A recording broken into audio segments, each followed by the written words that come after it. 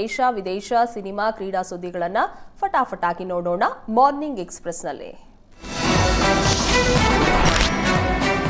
ಕಾಂಗ್ರೆಸ್ ಮನೆಯೊಳಗಿನ ಕಿಚ್ಚು ಆರಿಸಲು ಉಸ್ತುವಾರಿ ರಣದೀಪ್ ಸುರ್ಜೇವಾಲಾ ಎಂಟ್ರಿ ಕೊಟ್ಟಿದ್ದಾರೆ.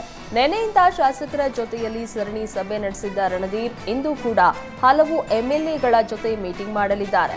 ನೆನ್ನೆ ಉಸ್ತುವಾರಿ ಮುಂದೆಯೇ ಸಚಿವರ ವಿರುದ್ಧ ದೂರುಗಳ ಸರಮಾಲೆಯೇ ನೀಡಿದ್ದಾರೆ.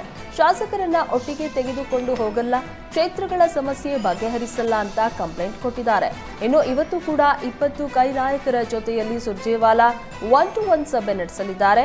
ಕೆಪಿಸಿಸಿ ಕಚೇರಿಯಲ್ಲಿ ಮೀಟಿಂಗ್ ನಡೆಯಲಿದ್ದು ಬೆಂಗಳೂರು ಗ್ರಾಮಾಂತರ, ಮಂಡ್ಯ, ಮೈಸೂರು, ರಾಮನಗರ, ದಕ್ಷಿಣ ಕನ್ನಡ, ಚಾಮರಾಜನಗರ ಜಿಲ್ಲೆಗಳ ಶಾಸಕರ ಜೊತೆ ಮೀಟಿಂಗ್ ಮಾಡಲಿದ್ದಾರೆ. ಬಿಜೆಪಿ ರಾಷ್ಟ್ರೀಯ ಅಧ್ಯಕ್ಷರ ಆಯ್ಕೆ ಪ್ರಕ್ರಿಯೆಯನ್ನ ಹೈಕಮಾಂಡ್ ಚುರುಕುಗೊಳಿಸಿದೆ. ಸಂಘಟನೆಗೆ ಮತ್ತಷ್ಟು ವೇಗ ನೀಡೋ ಸಲುವಾಗಿ ಇಂದು ಅಥವಾ ನಾಳೆ ರಾಜ್ಯಾಧ್ಯಕ್ಷರ ಘೋಷಣೆಯಾಗುವ ಸಾಧ್ಯತೆ ಇದೆ ಎನ್ನಲಾಗ್ತಾ ಇದೆ. ಬಿಜೆಪಿ ಸಂವಿಧಾನದ ಪ್ರಕಾರ 37 ಸಂಘಟನಾ ರಾಜ್ಯಗಳ ಪೈಕಿ 19 ಘಟಕಗಳ ಅಧ್ಯಕ್ಷರ ನೇಮಕದ ಬಳಿಕ ರಾಷ್ಟ್ರೀಯ ಅಧ್ಯಕ್ಷರ ಆಯ್ಕೆ ಪ್ರಕ್ರಿಯೆ ನಡೆಯಬೇಕಾಗಿದೆ.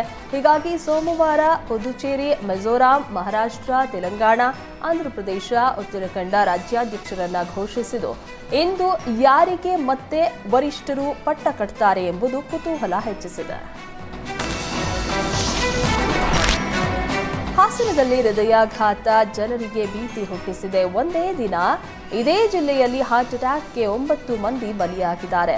66 ವರ್ಷದ ಈಶ್ವರಪ್ಪ ಜಮೀನಿಗೆ ಹೋಗಿ ಬರುವಾಗ ಮೃತಪಟ್ಟರೆ, 63 ವರ್ಷದ ಸತ್ಯನಾರಾಯಣ ಆಟೋ ಓಡಿಸುವಾಗಲೇ ಕುಸಿದು ಬಿದ್ದು ಅಸುನೀಗಿದ್ದಾರೆ. ದಿನದಿನಕ್ಕೂ ಹೃದಯಾಘಾತಕ್ಕೆ ಮೃತಪಟ್ಟವರ ಸಂಖ್ಯೆ ಏರಿಕೆ ಆಗುತ್ತಲೇ ಇದೆ. 40 ದಿನದ ಅಂತರದಲ್ಲಿ 23 ಮಂದಿ ಸಾವಿಗೀಡಾಗಿದ್ದಾರೆ. ಈ ಹಾರ್ಟ್ ಅಟ್ಯಾಕ್ಗೆ ಕಾರಣ ಏನು, ನಿರಂತರ ಸಾವಿನ ಸಮಸ್ಯೆ ಆಗ್ತಾ ಇರೋದು ಯಾಕೆ ಅಂತ ಜಿಲ್ಲಾಡಳಿತ ಈಗಾಗಲೇ ತಜ್ಞರ ತಂಡ ರೆಡಿ ಮಾಡಿ ಅಧ್ಯಯನ ನಡೆಸುವಂತೆ ಸೂಚಿಸಿದೆ. ಜೊತೆಗೆ 1 ವಾರದಲ್ಲಿ ವರದಿ ಕೊಡಬೇಕು ಅಂತ ಹೇಳಿದೆ. ಸಾಲು ಹೃದಯಾಘಾತಕ್ಕೆ ಕರುನಾಡ ಜನ ಬೆಚ್ಚಿ ಬಿದ್ದಿದ್ದಾರೆ. ಹಾಸನದಲ್ಲಿ ಹೃದಯಾಘಾತಕ್ಕೆ ಅತಿ ಹೆಚ್ಚು ಬಲಿಯಾಗಿದ್ದು, ಇದರ ಬೆನ್ನಲ್ಲೇ ಆಸ್ಪತ್ರೆಗೆ ಹೋಗೋ ರೋಗಿಗಳ ಸಂಖ್ಯೆಯೂ ಜಾಸ್ತಿ ಆಗಿದೆ. ಬೆಂಗಳೂರಿನ ಜಯದೇವ ಆಸ್ಪತ್ರೆಗೆ ಟೆಸ್ಟಿಂಗ್ಗೆ ಬರುವವರ ಸಂಖ್ಯೆಯಲ್ಲಿ ಏರಿಕೆಯಾಗಿದೆ. ಹೃದ್ರೋಗ ಸಮಸ್ಯೆಯಿಂದ ಅತಿ ಹೆಚ್ಚು ಜನರು ಆಸ್ಪತ್ರೆಗೆ ಬರ್ತಾ ಇದ್ದಾರೆ. ದಿನನಿತ್ಯ 1200ರಿಂದ 1300 ರೋಗಿಗಳು ಆಸ್ಪತ್ರೆಗೆ ಭೇಟಿ ನೀಡಿ ಟೆಸ್ಟ್ ಮಾಡಿಸ್ತಾ ಇದ್ದಾರೆ. ಕಳೆದ 1 ವಾರದಿಂದ ಆಸ್ಪತ್ರೆಯಲ್ಲಿ ರೋಗಿಗಳ ಸಂಖ್ಯೆ ಹೆಚ್ಚಳವಾಗಿದೆ. ಒಪಿಡಿ ಫುಲ್ ರಶ್ ಆಗಿದ್ದು, ಜಯದೇವ ಆಸ್ಪತ್ರೆಯು ರೋಗಿಗಳಿಂದ ತುಂಬಿ ತುಳುಕ್ತಾ ಇದೆ.